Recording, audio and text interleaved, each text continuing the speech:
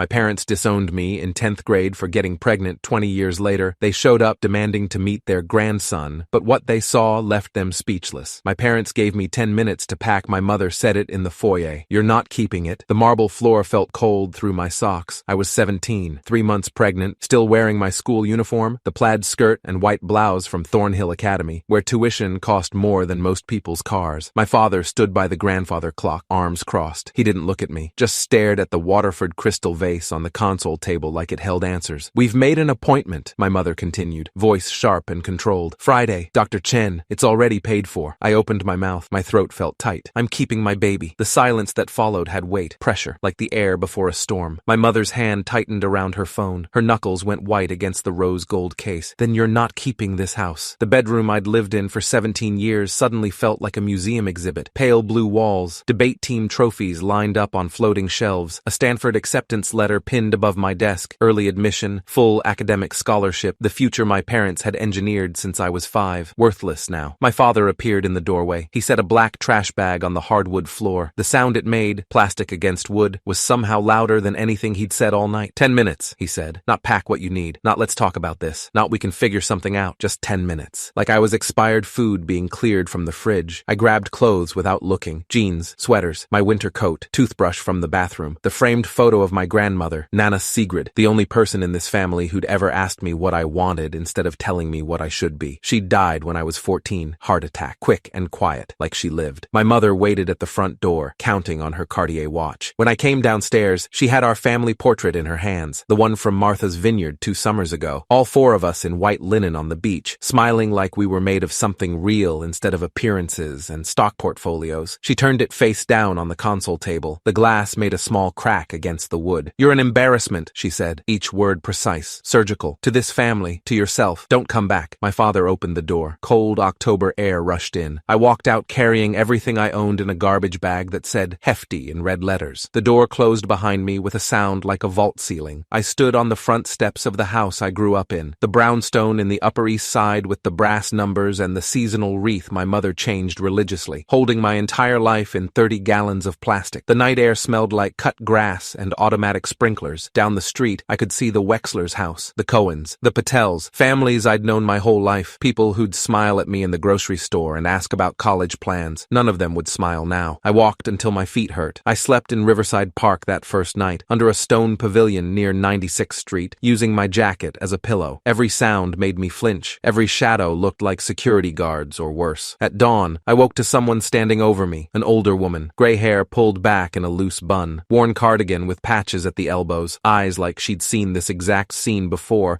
and knew how it ended. "You're too young to be out here," she said. Her voice had an accent. Italian, maybe. Soft around the edges. I didn't answer. Didn't know what to say. She held out a silver thermos. Coffee. Real sugar. Still hot. I stared at it. At her. "I don't take charity," I said. "Good. I don't give it." She unscrewed the cap and poured. Steam rose in the cold morning air. "I'm offering you coffee and a conversation. What you do after that is your business." Her name was Elena Rossi. She was 72, a widow, no children of her own. She owned a small bookstore on Amsterdam Avenue, the kind with creaky floors and towers of used books stacked to the ceiling, and a fat orange cat named Tolstoy, who slept in the Russian literature section. "You can work the register," she said, after I'd told her everything, not the sanitized version, the real one. "Upstairs apartment's empty. Previous tenant moved to Portland last month. It's small, 1 room, but it's warm, and it locks." I stared at her, this stranger offering me a life. "Why would you do that?" She smiled, sad and knowing and ancient. "Because someone did it for me once," she said, "and because I have a feeling about you. You're stronger than you know." The apartment smelled like old books and lemon oil. 1 room, a kitchenette with a 2-burner stove, a bathroom with hexagonal tiles older than my parents, a window that looked out over the street where I could see the bookstore's sign, Rossi's Rarities, but it had a door that locked from the inside. That first night, I sat on the floor. There was no furniture yet, and cried for the first time since leaving. Not quiet tears, ugly, choking sobs that came from somewhere deep and raw. Elena didn't ask questions. She just brought soup in a thermos and sat with me until I could breathe again. The pregnancy was harder than I expected. Morning sickness that lasted all day, back pain, swollen ankles, the constant gnawing fear that something would go wrong and I'd be alone when it did. But Elena was there. She drove me to every appointment at the free clinic on 110th, held my hand during the ultrasound when I saw my son for the first time, a tiny bean-shaped shadow with a heartbeat that sounded like galloping horses. She helped me pick a name. "Sigurd," I said, lying on the examination table with gel on my stomach. My grandmother's maiden name, before she married into the family that eventually threw me out. Elena squeezed my hand. A strong name for a strong boy. When my son was born on a Tuesday morning in March, Elena was there. She held my hand through every contraction, counted breaths, wiped my forehead with a cool cloth. She cut the cord when the nurses asked if there was family present. She was the first person to hold him. "Hello, Sigurd," she whispered, tears streaming down her weathered face. "Welcome to the world. We've been waiting for you." Years passed quietly. Sigurd grew up in the bookstore, did homework at the counter, surrounded by the smell of old paper and coffee, learned to read early, devouring everything from Dr. Seuss to Dickens. Customers loved him. The regulars brought him candy, asked about school, treated him like the neighborhood's collective grandchild. Elena taught him Italian, how to make risotto, how to be kind without being soft. I worked the register, managed inventory, and took night classes at community college. Slowly, 1 or 2 courses a semester. It took me 7 years to finish my bachelor's degree. Elena came to my graduation, brought flowers, cried when they called my name. Sigurd was 8. He wore a little suit Elena had found at a thrift store and altered herself. "I'm proud of you, Mama," he said. I thought of my parents, wondered if they were still in that brownstone, still turning photos face down, probably. At 15, Sigurd told me he wanted to be a doctor. We were closing the store. Tolstoy was asleep on the counter. Rain drummed against the window. "Not for the money," he said, stacking books. "Not for status or whatever, because people shouldn't have to hurt alone." I stopped shelving, looked at him. He'd grown tall, lean, had my dark hair,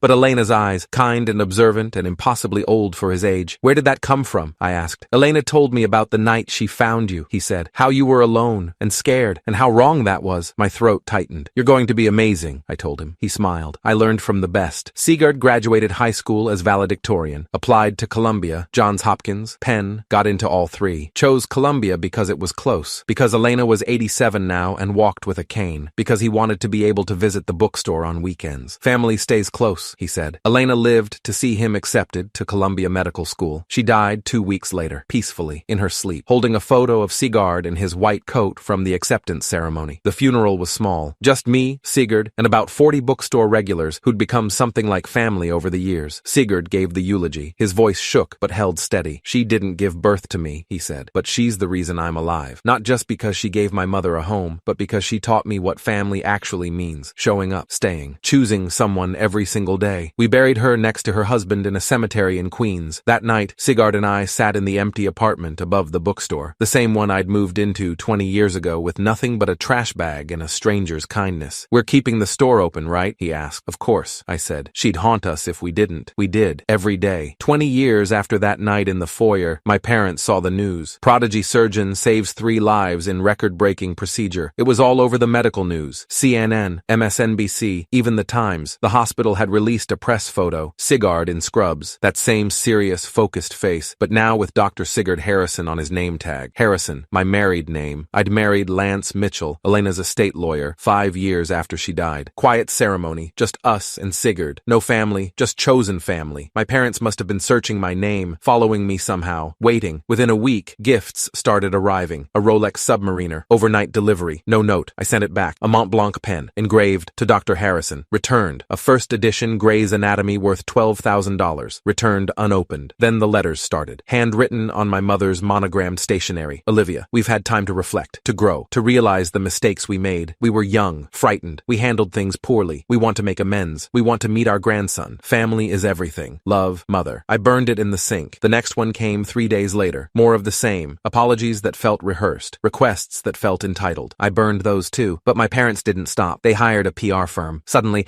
my mother was on Channel 7, sitting in their living room. The same room where they'd kicked me out, tears streaming down her Botoxed face. "We made a terrible mistake," she said, dabbing at her eyes with a monogrammed handkerchief. "We were young, scared. We didn't know how to handle the situation. We want our daughter and our grandson to know. We forgive them. Forgive them." As if Sigurd had done something wrong by being born. As if I had sinned by keeping him. The video went viral. 50,000 views by dinner, 100,000 by the next morning. Strangers commenting. "Everyone deserves a second chance. They're trying. Give them credit. Family is family. Blood matters." The hospital board called me in. Director Schwartz sat behind his massive desk, fingers steepled. "Dr. Harrison," he said carefully, "this is creating optics issues. The board is concerned about negative publicity." "Negative publicity," I repeated. "Perhaps a private meeting with your parents, a statement of reconciliation. It would put this to rest." "No, Olivia, my son is not a prop for their redemption tour," I said. "And if the board has a problem with that, they can fire me," Schwartz sighed. "No one's talking about firing anyone. We just want this resolved quietly. Then tell them to leave us alone. But they didn't. They showed up at the hospital. March 15th, Tuesday afternoon. My mother in Chanel and pearls. My father in a Tom Ford suit, demanding to see their grandson. Security called me down. I found them in the main lobby. My mother clutching her Birkin-like armor. My father checking his Patek Philippe. 20 years. They looked older, grayer,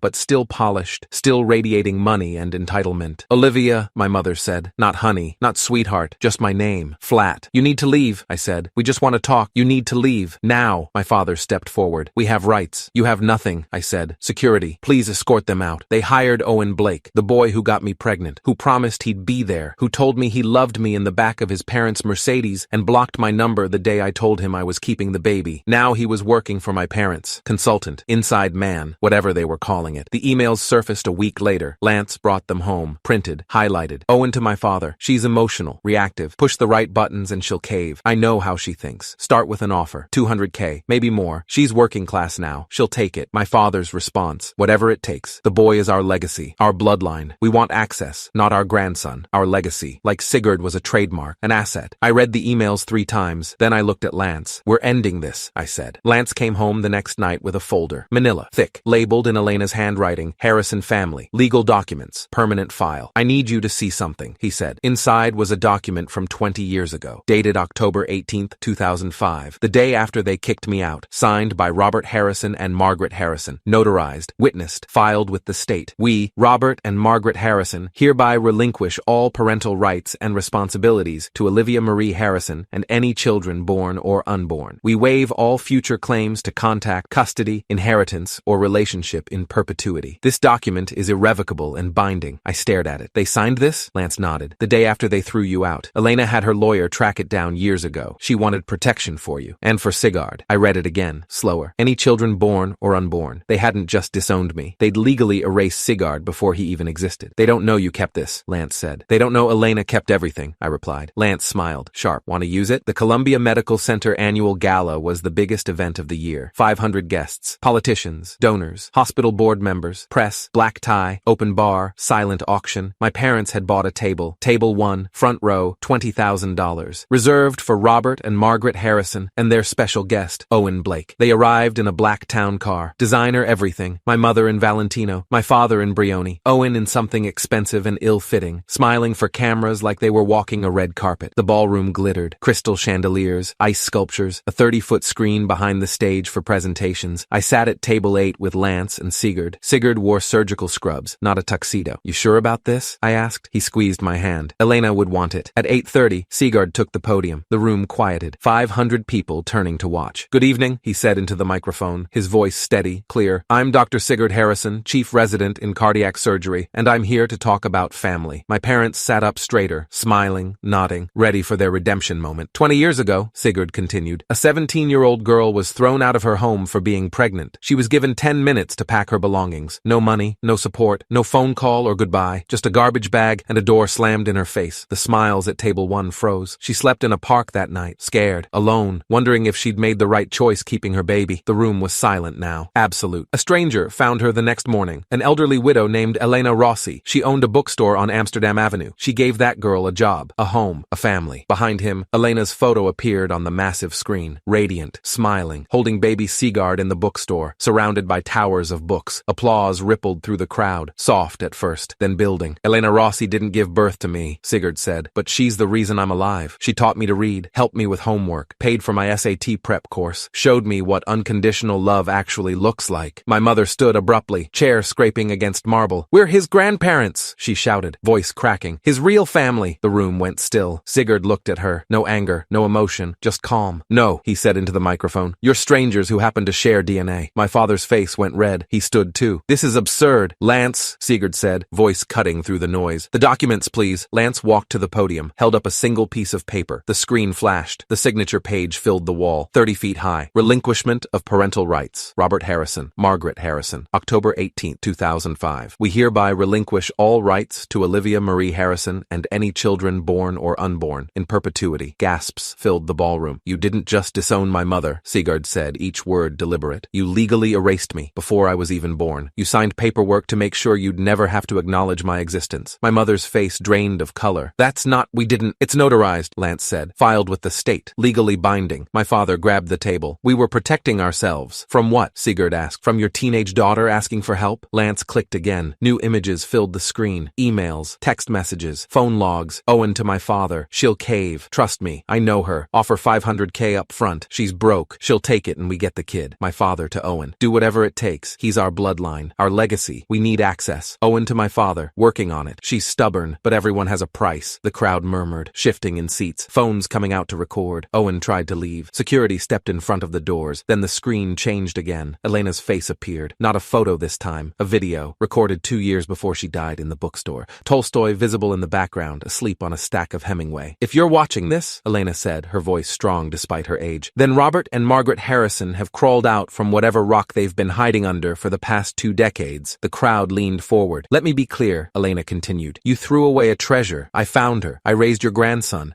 I loved them both with everything I had. And now that he's successful, now that he's someone worth bragging about, you want credit? She smiled, cold, sharp. You get nothing. Not his time, not his name, not his forgiveness, not a single moment of the life you threw away. You have 10 minutes to leave this building, starting now, just like you gave Olivia. Lance checked his watch. It's 8:47 p.m., he announced. My father lunged forward. You can't do this. 8:48, Lance said, voice flat. Security moved in. 4 guards, professional, calm. A process server entered from the side door, flanked by 2 police officers. Robert Harrison, Margaret Harrison, Owen Blake, you're being served. The server handed each of them a manila envelope. Restraining orders, Lance said to the crowd. Permanent. No contact with Dr. Sigurd Harrison, Olivia Mitchell, or any member of their family. Violation results in immediate arrest and prosecution. My mother's voice cracked, broke. You'll regret this, both of you. When you're older, when you need family. I stood. Every eye in the ballroom turned to me. I already regretted you, I said, quiet, clear. For 20 years, I regretted believing you loved me. I regretted thinking family meant something to you beyond appearances. I don't anymore. My father pointed. You're making a mistake. The mistake was mine, I said, thinking you'd ever be more than your money and your image. Security escorted them out. Cameras flashed. The crowd watched in silence as my parents, still protesting, still demanding, were walked through the ballroom doors. Owen followed, handcuffed. The police had questions about his recent bankruptcy fraud case. The doors closed. For 10 seconds, the ballroom was silent. Then someone started clapping. Then another. Then the entire room. Standing ovation. Sigurd returned to the microphone. Now, he said, waiting for the noise to die down. Back to what actually matters. The screen changed again. The Elena Rossi Foundation, supporting young mothers, abandoned by their families. Initial funding, $5 million,